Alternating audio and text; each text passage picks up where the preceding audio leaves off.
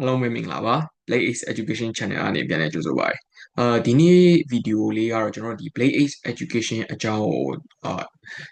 ရှင်းပြခြင်းတဲ့အတွက်ကြောင့်ဒီဗီဒီယိုလေးကိုပြုလုပ်လိုက်ရခြင်းဖြစ်တယ်ပေါ့နော်ဆိုတော့ဒီကျွန်တော်တို့ရဲ့ Blade Ace Education ဆိုတာဘာလဲပေါ့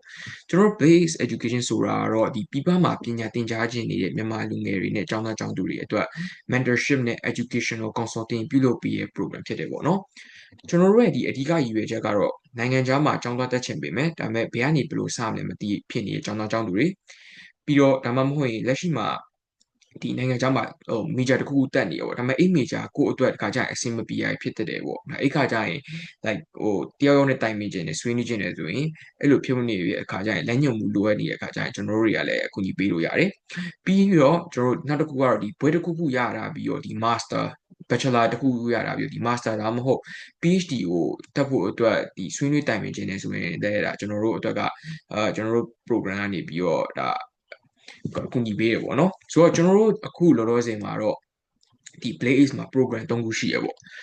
ပထမတစ်ခုကတော့ဒီ one on one consulting ပေါ့ဆိုတော့ဒီ one on one consulting ကဘယ်လိုမျိုးလဲဆိုတော့ကျွန်တော်တို့ဒီကျောင်းသားတွေရဲ့ background ကျွန်တော်တို့ဒီ consultant တွေ mentor တွေကနားထောင်မယ်နားထောင်ပြီးတော့မှအဲ့ကနေသစင်ဒါကျွန်တော်တို့ဒီကျောင်းသားတွေကျောင်းသူတွေနဲ့ပို့ပြီးလိုက်ဖက်မဲ့ဒီဘယ်လမ်းကိုဆက်သွားတင်လဲဆိုတော့ကျွန်တော်တို့ကပြန်ပြီးတော့ဒါ guideline တွေပေးမယ်တတိချာချာဆွေးနွေးတိုင်ပင်ကြမယ်ဆိုတော့အဲ့လိုမျိုးပုံစံဘက်ကိုတွားရပါတော့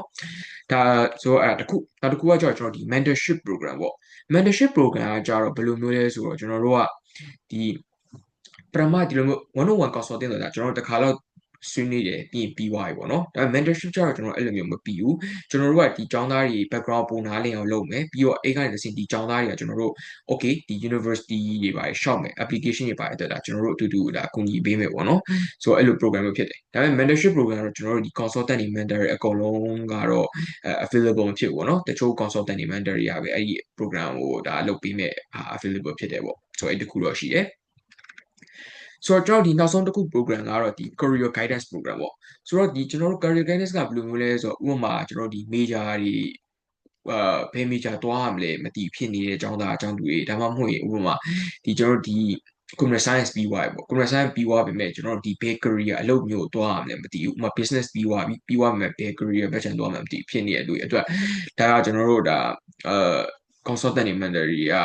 ပြန်ပြီးတော့ guidance ပေးမဲ့ပုံစံမျိုးဖြစ်တယ်ပေါ့နော်ဆိုတော့လောလောဆယ်ကတော့ဒါကျွန်တော်တို့ဒီ consultant တွေ mentor တွေမှာ major တွေအများကြီးသူတို့ကျွမ်းကျင်တဲ့အပိုင်းတွေရှိတယ်ဒီကျွန်တော်တို့ consultant နဲ့ mentor တွေကတွတ်တူဒီ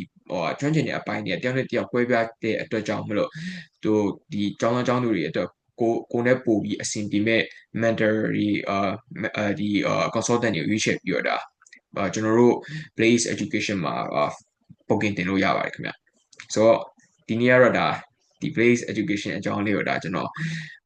general အရာပြန်ပြီးရှင်းပြပေးရဖြစ်ပါတယ်အကယ်၍တခြားမေးစရာမေးခွန်းတွေရှိရဲသိချင်တာရှိရဲဆိုရင်ကျွန်တော်တို့ဒီ YouTube ရဲ့ comment မှာဖြစ်ဖြစ်ကျွန်တော်တို့ဒီ Facebook ရဲ့ဒီ comment section မှာဖြစ်ဖြစ်မေးလို့ရပါတယ်ကျွန်တော်တို့ team ကနေတစင်ဒါအကုန်လုံးပြန်လည်ဖြေချပေးသွားမယ်ဖြစ်ပါတယ်ဒီဗီဒီယိုလေးကိုကြည့်ရှုပေးရတဲ့အတွက်လည်းကျေးဇူးတင်ပါတယ်ခင်ဗျ